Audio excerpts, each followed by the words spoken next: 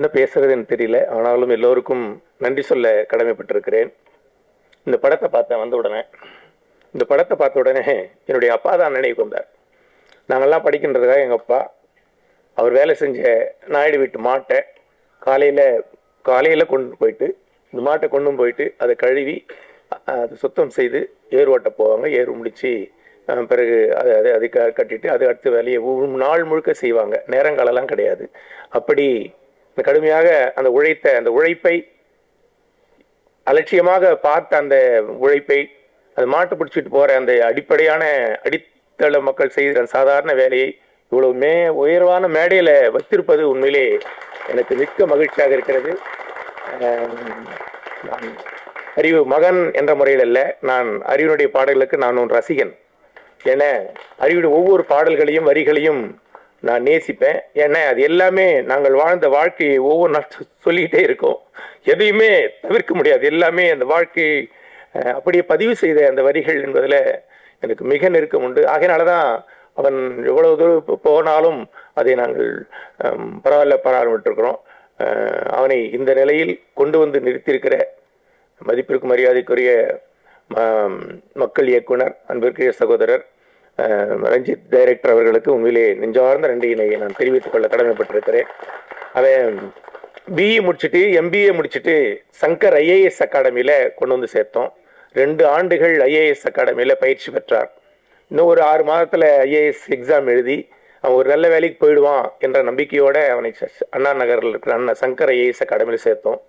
ஆனால் அது நிறைவேறுவதற்குள்ளாலே இப்படிப்பட்ட ஒரு வாய்ப்பு வந்தது.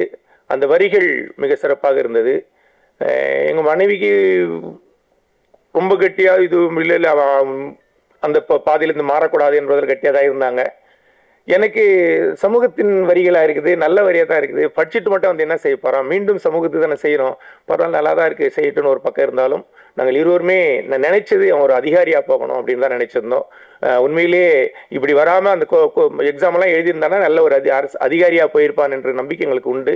ஆனாலும் இன்றைக்கு அதிகாரிகளாக இருந்து கொண்டு பெரிய அளவில் சமூகத்திற்கு இதை பேச முடியாது, செய்துவிட முடியாது என்ற பல அனுபவங்களை நாம் பார்த்திருக்கிறோம். அந்த அடிப்படையில் அவன் செய்திருக்கின்ற இந்த வேலைகள் எல்லாவற்றுக்கும் அவனுக்கு ஒரு நல்ல மேடை அமைத்து அவனுடைய வரிகளை அனுமதித்து அவனை ஒரு பாடகராக எழுத்தாளராக மாற்றி அமைத்திருக்கிற டைரக்டர் ரஞ்சித் அவர்களுக்கு உண்மையிலேயே நாங்கள் குடும்பத்தின் சார்பில் மீண்டும் மீண்டும் நன்றியை தெரிவித்துக் கொள்ள கடமைப்பட்டிருக்கிறோம். நாங்கள் சொல்ல வேண்டிய செய்திகள் பலவற்றை அவர் குடும்ப ரீதியாக பல செய்திகளை சொல்லியிருக்கார். பல்வேறு மன உளைச்சல்கள் அவனுக்கு ஏற்பட்ட பொழுதெல்லாம் உண்மையிலே நான் எனக்கு சொல்லும்போது உடனே நான் சரி நீ அண்ணங்கிட்ட சொன்னியாடான்னு தான் கேட்பேன். இல்லை அண்ணங்கிட்ட சொல்லியிருக்கிற அண்ணன் இப்படி வழி சொல்லியிருக்கிறாரு, பொறுத்துக்கடா சொல்லியிருக்கிறாரு, இதெல்லாம் வரணும்டா சிம்பிளாக எடுத்துக்கடான்னு சொல்லியிருக்காரு. அந்த மாதிரி அவர் தட்டி கொடுத்து அவனை தொடர்ந்து பாதுகாத்து இந்த வழியில கொண்டு வந்து சேர்த்திருக்கிறார். உண்மையிலே அவருக்கு நான் மிகுந்த நன்றியை தெரிவித்துக் கொள்ள கடமைப்பட்டிருக்கிறேன். சங்கர் ஐஏஎஸ் அகாடமியிலிருந்து காஸ்டஸ் கலெக்டிவ்ஸ்ல ரஞ்சித் டைரக்டர் உருவாக்கிய அந்த காஸ்டஸ் கலெக்டிவ்ஸ்ல ஒரு பாடகராக, ஒரு பாடல் எழுதுகிறவராக, பாடலை பாடுகிறவராக நான் உருவாக்கிய அந்த நாளை நான் எண்ணி பார்க்கிறேன். உண்மையிலே அந்த நாளே முதலாக நாங்கள் சென்னைக்கு ஒரு பாடல் பாடுற நிகழ்வுக்கு வந்து உட்கார்ந்து பார்த்த எங்களுக்கு அந்த முதல் நிகழ்வு. ஆனால் அந்த நிகழ்வு பல முக்கியஸ்தர்கள்லாம் எதிரில் உட்கார்ந்ததை நான் பார்த்துருக்கிறேன். பல பெரும் தலைவர்கள் உட்கார்ந்துருக்கிறாங்க, ஏராளமான கூட்டங்கள் வந்தாங்க. அவன் அறிவு பாடிக்கிட்டு இருக்கான், இவ்வளோ பேர் அதை ரெகனைஸ் பண்ணுறாங்க. அது உண்மையிலே எங்களுக்கு மிகப்பெரிய தெம்பாக இருந்தது. அது எல்லாமே சமூக நோக்காட இருந்தது. அதில் கூட எங்கள் அப்பாவுடைய வாழ்க்கையே வரியாக வரும். உன் பாட்டனெல்லாம் வச்சாண்டா என் பாட்டனுக்கு வேட்டு, அதனால தான்டா கொடுக்குறாங்க கோட்டாவில் சீட்டுன்ற பாட்டெல்லாம் ஏதோ சும்மாவெல்லாம் வந்துடல. அன்னைக்கு எங்கள் அப்பா உழைச்ச உழைப்பெல்லாம் கணக்கு போட்டு பார்த்தா நாங்கள் சம்பாதிக்க வேண்டியதே இல்லை. அவ்வளோ பாக்கி இருக்கு, எங்களுக்கு தர வேண்டிய பாக்கிகள் அவ்வளோ உழைப்பு இருக்கு. அவர்கள்லாம் காலையில் அதிகாலை எழுந்த உடனே 6 மணிக்கு போயிடுவாங்க, இரவு 10 மணிக்கு தான் வீட்டுக்கு வருவாங்க. இடையினா அந்த அவருடைய அந்த பம்ப் செட் இருக்கிற நாயுடு வீட்டில் முழு நேரமாக எந்த வேலை ஒன்றா எல்லா வேலையும் செய்வாங்க. கொட்டாய சாணி வாரி கொட்டாங்க, மாட்டை கொண்டு விடுவாங்க, திரும்ப கொள்வாங்க, திரும்ப அவர்கள் என்ன வேலை சொல்ற எல்லா வேலையும் செய்ய படியாள்காரன் பேர் அதுக்கு. அப்படி செய்வாங்க. மாதம் முழுக்க மாதத்துக்கு 8 மரக்கால் நெல், அவ்வளவுதான். என்ன வேலை வேணாலும் செஞ்சுட்டு இருப்பாங்க. அப்படி படியாள்காரராக இருந்த என் அப்பா என்னை படிப்பாளியாக மாற்றினார். அந்த படிப்பாளி சமூகத்திற்கு எதுவும் செய்யவில்லைன்னு சொன்னாலும் அந்த நாம் கற்றுக்கொண்ட அந்த பாடத்தை, அந்த வாழ்க்கையை மேலே கொண்டு வந்து நிறுத்துகிற அந்த பணியை மகன் செய்கிறான் என்ற பொழுது உண்மையிலே இந்த மகனை சமூக பணிக்காக நான் தத்து கொடுத்திருக்கிறேன் என்ற மிக பெருமையோடு மகிழ்ச்சியோடு நான் அவனை தொடர்ந்து வாழ்த்த கடமைப்பட்டிருக்கிறேன். இந்த நிகழ்விலே மதிப்பிற்குரிய ஐஏஎஸ் மேடம், உலக அறிந்த எழுத்தாளர் மேடம் சிவகாமி ஐஏஎஸ் அவர்கள் இங்கே வந்து உட்கார்ந்திருப்பது பெருமைக்குரியது, மிக பொருத்தமானதும் கூட. நாங்கள் அவர்கள் வர வேண்டும் என்று விரும்பினேன். என்ன காரணம்னா, அவன் கோயம்புத்தூர்ல பொறியியல் கல்லூரி படித்துக் கொண்டிருந்த பொழுது கவிதைகளை எழுதி வைத்திருந்தான். அது வெளியிட வேண்டும் என்று சொன்னான். முதல்ல காலேஜ் போயிருக்கிற ஃபர்ஸ்ட் இயர் எக்ஸாம் வரட்டும், ஃபர்ஸ்ட் இயர் ரிசல்ட் வரட்டும், அதில் எல்லாத்தையும் நல்ல மார்க் வாங்கினதான் இந்த புத்தகம் வெளியிட அனுமதிப்பேன்னு சொல்லி நான் ரொம்ப கராராக இருந்தேன். பிஇனுடைய ஃபர்ஸ்ட் செமஸ்டர் ரிசல்ட் எல்லாம் நல்ல மார்க்கோடு வந்த பிறகு சரி வெளியிட அனுமதித்தேன். அதுலேயும் குறிப்பாக அவன் சொன்னது, இல்லை எனக்கு வர ஜூலை 18 வந்துச்சு, எனக்கு 18 வயசு வந்துடுது, நான் 18 வயசு வர்றதுக்குள்ளால கட்டாயம் வெளியிட்டணும்னு சொன்னான். அதனால அடுத்த நாள் 18ஆம் தேதி, இப்போ 18வது வயது தொட போகிறான், 17வது வயது கடைசி நாள் அந்த ஆகஸ்ட் 17ஆம் தேதி அவனுடைய 17வது வயதுல அந்த 17வது வயதுல 17ஆம் தேதி அந்த அவன் ஒரு கவிதை புத்தகம் வெளியிட்டிருந்தான். அந்த கவிதை புத்தகத்தை உருவாக்கி, அந்த கவிதை புத்தகத்துக்கு பேரு குனிந்து வரவேற்கும் குடிசைகள். நான் தான் குடிசையில் வாழ, அவன் குடிசையில் வாழல. ஆனா அவன் என்னுடைய வாழ்க்கையை அப்படியே அப்சர்வ் பண்ணியிருக்கிறான். அவன் குழந்தையாக இருக்கணும், அந்த குடிசை வீட்டு கூட்டிட்டு போயிருக்கிறோம். குனிஞ்சு போவாங்க, எங்க கொள்ளைகள்லாம் போய் சுத்தி பார்ப்பாங்க, தெருக்குள்ள விளையாடுவாங்க, பிள்ளைகளாம் பார்த்துருக்காங்க, சொந்தக்காரெல்லாம் போய் பார்ப்பாங்க. ஊருக்கு போயிட்டு பிள்ளைங்க எல்லா உறவுக்காரரும் இயல்பா பேசுவாங்க. அந்த பேசுனதே உன்னோட அவனுக்கு ஒரு நல்ல ஸ்டடி தந்தது நான் நம்புறேன். அந்த வகையில அப்படி அந்த குனிந்து வரவேற்கும் குடிசைகள் என்ற தலைப்பில் கவிதை நூலை வெளியிட்டான். இந்த கவிதைகள்லாம் அவன் +2 படிக்கும்போது +1 படிக்கும்போதெல்லாம் பல அப்பப்போ கவிதை எழுதிட்டு ஸ்கூல்ல வாங்கியிருக்கிறான், ஸ்கூல்ல துரத்தி இருக்கிறாங்க. இந்த பையன் படிக்கிறதுக்கு லாய்க்கு இல்லைலாம் சொல்லி அவனை வான் பண்ணியிருக்கிறாங்க.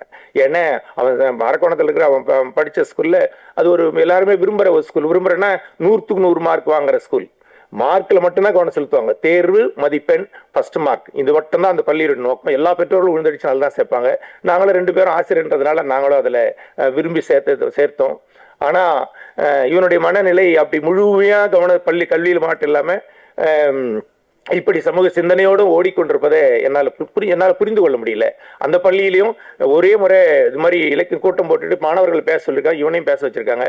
இவன் சுயமா அவங்க ஆசிரியர்கள், அவங்க பள்ளி வளாகம் இதெல்லாம் பார்த்து, கணக்கு வாத்தியாரை பார்த்து, சயின்ஸ் வாத்தியாரை பார்த்து அவர்கள் எல்லாரும் பாராட்டி அருமையா ஒரு கவிதை எழுதி மேடையில் வாசித்துட்டான். அதுதான் அவனுக்கு மிகப்பெரிய தண்டனையை வாங்கி தந்தது.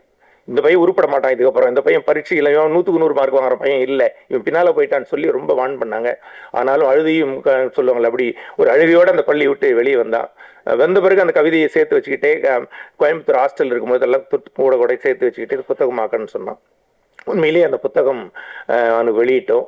இதை நான் விளவரமாக சொல்லுவதுக்கு என்ன காரணம்னா, அன்னைக்கு மேடம் சிவகாமி ஐஏஎஸ் அவர்கள் வேலைவாய்ப்புத்துறை கமிஷனராக இருக்கும் பொழுது அந்த புத்தகத்தை அவர்கள் வெளியிட்டு அவனை வாழ்த்தினார்கள்.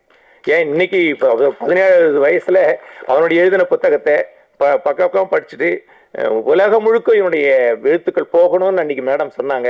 இன்றைக்கு உலகம் முழுக்கும் போன பிறகு அவன் மேடம் வாழ்த்த வேண்டும் என்பதுதான் என்னுடைய விருப்பம். அந்த வகையில மேடம் எவ்வளவு பிஸினாலும் ரொம்ப நாள் நம்மளை நேற்று சாயந்தரம் தான் மேடத்தை தொடர்பு கொண்டு பேசி உடனடியாக அவர்கள் பங்கேற்றது எனக்கு உண்மையிலே ரொம்ப மகிழ்ச்சியா இருக்கு. ஏன்னா அந்த காலத்துல இருந்து பார்த்துருக்குறாங்க, அந்த வரிகளை அன்னைக்கு வாழ்த்தினார்கள். உலகம் முழுக்கும் சிறப்படைய வேண்டும் என்று அவர்கள் சொன்ன அந்த வார்த்தை அவனை எப்படி பாதுகாத்து இருக்கிறது என்று நான் நம்புகிறேன். அந்த வகையில அவனுடைய வளர்ச்சியில பங்கேற்றிருக்கிற உங்கள் யாவருக்கும் கூட என்னுடைய வாழ்த்துதலை தெரிவித்துக் கொள்கிறேன். மிக சிறப்பாக வந்திருக்கிற அவனுக்கு அண்ணன் என்னுடைய மூத்த மகன் யுவான் அவர்கள் வந்திருப்பது, அந்தோணிதாஸ் பாடகர் அவர்கள் வந்திருப்பது, இந்த இசை தொடர்கள் வந்திருப்பது, எல்லாருக்கும் என்னுடைய பாராட்டுகள். அன்பிற்குரிய மகள் கல்பனாவை நான் அதிகமாகவே பாராட்டி ஆக வேண்டும். உண்மையிலே அவன் கலங்குகின்ற பொழுதெல்லாம் வார்த்தையாலும் பல்வேறு தளங்களிலே அவனை பாதுகாப்பதில் அவர்கள் முனைந்து பங்கேற்று அவனுக்கு பெரிய உதவிகளை செய்து ஒரு உடுக்கை இழந்தவன் கைபோல் அங்கே இடுக்கண் களைவதாம் நட்பு என்று திருவள்ளுவர் சொன்ன மாதிரி எப்பெல்லாம் உதவி தேவை அந்த மாதிரி நேரங்களில் உதவுகின்ற ஒரு நல்ல நண்பராக இருப்பதில் நான் மகிழ்ச்சி அடைகிறேன், அவர்களை பாராட்டுகிறேன். அவர் மட்டுமல்ல, எப்போவுமே இருக்கிற சந்தர், கார்த்தி, மற்ற அங்கே இருக்கிற பாலச்சந்தர், அந்த டீம் எல்லாரையும் நான் மீண்டும் மீண்டும் பாராட்டுகிறேன், வாழ்த்துகிறேன். எல்லோருமே ஒரு குடும்பமாக அவனை தங்கியிருக்கிற வீட்டுக்கு வந்துட்டு சொன்னா எல்லாருமே கும்பலாவே இருப்பாங்க. எப்பவுமே அவனை தனியாக பார்க்க முடியாது. சரி இங்கதான் தனியாக பார்க்கல, வீட்டுக்கு வராடே, சரி அவங்ககிட்ட ஏதாவது ஒரு வார்த்தை பேசணும்னு பார்த்தா 4 பேரோட வீட்டுக்கு வருவார். அவங்ககிட்ட எந்த ரகசியமும் எப்பவுமே பேச முடியாது. அந்த மாதிரி ஒரு படையோட இருப்பதில் எனக்கு பெருமை. அது மாத்திரம் இல்லாமல் ஏதோ இந்த இள வயதில் மாணவர்கள் என்னையோ எப்படியோ பாதி மாறி போகின்ற காலமாக இது இருக்கிறதை நம்ம எல்லாரும் அறிந்திருக்கிறோம். அந்த வகையில் அப்படி பாதி மாறி போகாமல் தன்னையும் தன்னுடைய அறிவு சிந்தனையையும் தன்னுடைய நண்பர்களையும் கூட பயன்படுத்தி சமூக பார்வையாக இருப்பதும் சமூகத்திற்குண்டான விடியலை தேடுகின்ற அது பாதையாக இருப்பதும் எனக்கு மகிழ்ச்சி அளிக்கிறது, பெருமை அளிக்கிறது. அந்த வகையில் இதில் பங்கேற்றிருக்கிற உதவி செய்த எல்லோரையும் இந்த நேரத்தில் நான் பாராட்ட கடமைப்பட்டிருக்கிறேன்.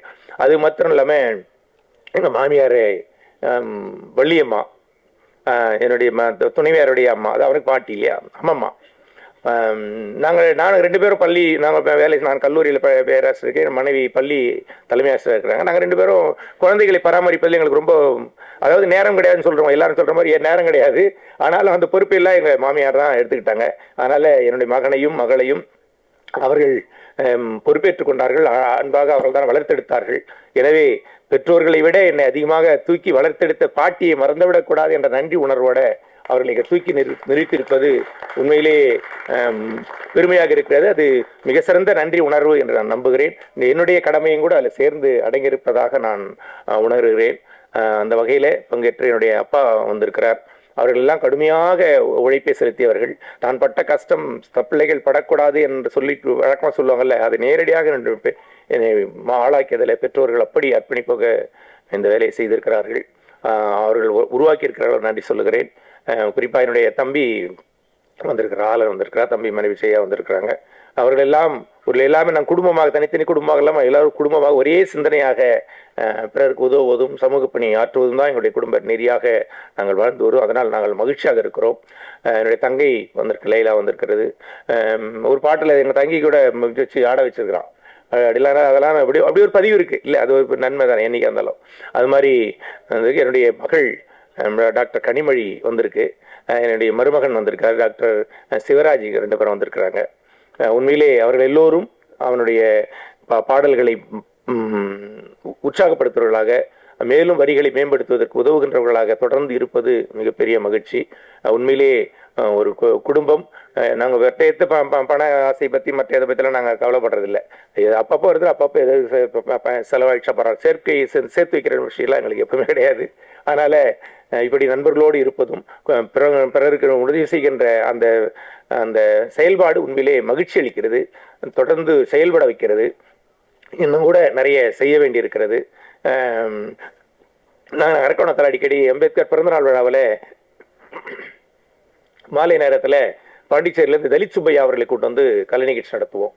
தலித் சுப்பையா அவர்கள் ஒரு இசை போர் நடத்துவார்.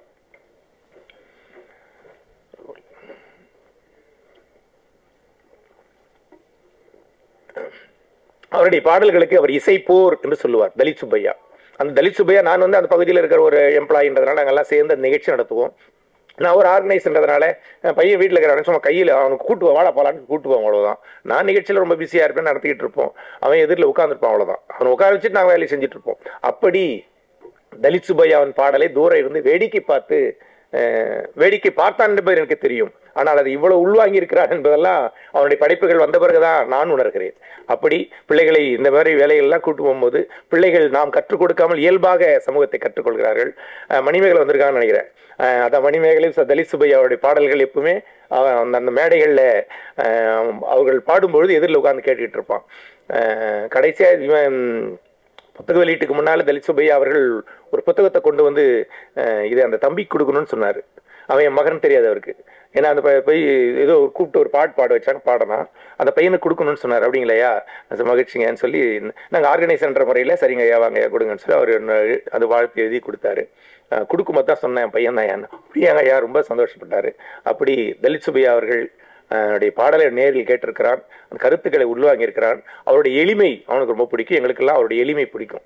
நாங்கள் 2000 ரூபாய்க்கு வேணாம் இது பஸ் ஆச்சு, இது போதும், அதான் போதும்ட்டு வேணான்ட்டு போயிட்டே இருப்பார். அது மாதிரி ஒரு எளிமையான கலைஞர், ஆனால் கருத்தாழம் மிக்கவர்.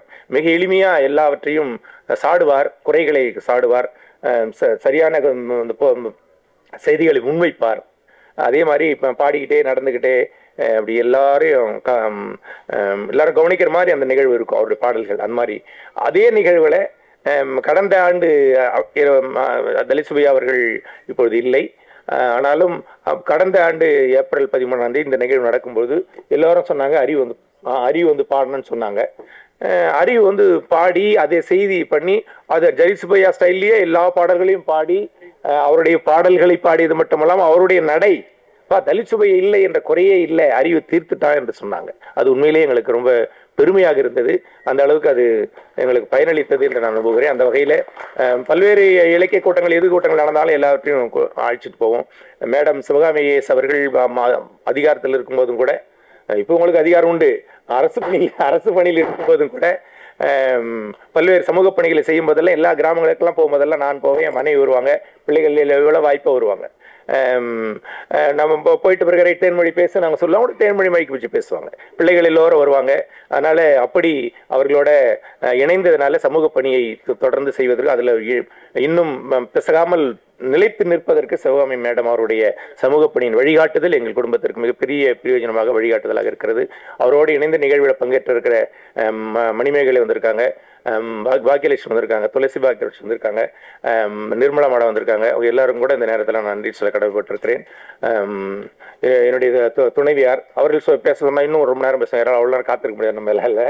அதனால் அவங்க சார்பாக நான் பேசியதை கருதுகிறேன். அவர்களுக்கு அவரோட பாட்டு ரொம்ப பிடிக்கும், ஆனாலும் இந்த பையன் ஆஃபீஸர் ஆகலையே என்ற குறை இருக்கும். பாட்டு ரொம்ப அவனை வாழ்த்துவாங்க, அதுக்கப்புறமும் இவன் இப்படி போயிடுறானேன்னு நினைப்பாங்க. ஆனாலும் சமூக அந்த வார்த்தைகள் நல்ல வார்த்தைகளாக இருப்பதனால தான் எங்களுக்கு திருப்தி இருக்கிறது. அது சமூகத்திற்கு பயன்படட்டும், சமூகம் மேம்பட இணைந்து எல்லோரும் ஏராளமான இளைஞர்கள் இந்த சிந்தனையிலேயே கூடி நிற்பது என்பதே பெரிய விஷயம். அந்த வகையிலே இந்த கூடி நிற்கிற அனைத்து சமூக சிந்தனை உள்ள இளைஞர்கள் யாவருக்கும் கூட இந்த நேரத்தில் பாராட்டுதலை வாழ்த்துதலையும் தெரிவித்துக் கொள்கிறேன். அனைவருக்கும் நன்றி. ஊட்டியில படகுல பக்கத்துல இடம் வாங்கணுமா? அதுவும் டவுன் ப்ராப்பர்ட்டி 2100 ரூபாய்க்கு ஒரு ஸ்கொயர் ஃபீட். உடனே கீழே இருக்கிற நம்பருக்கு கால் பண்ணுங்க.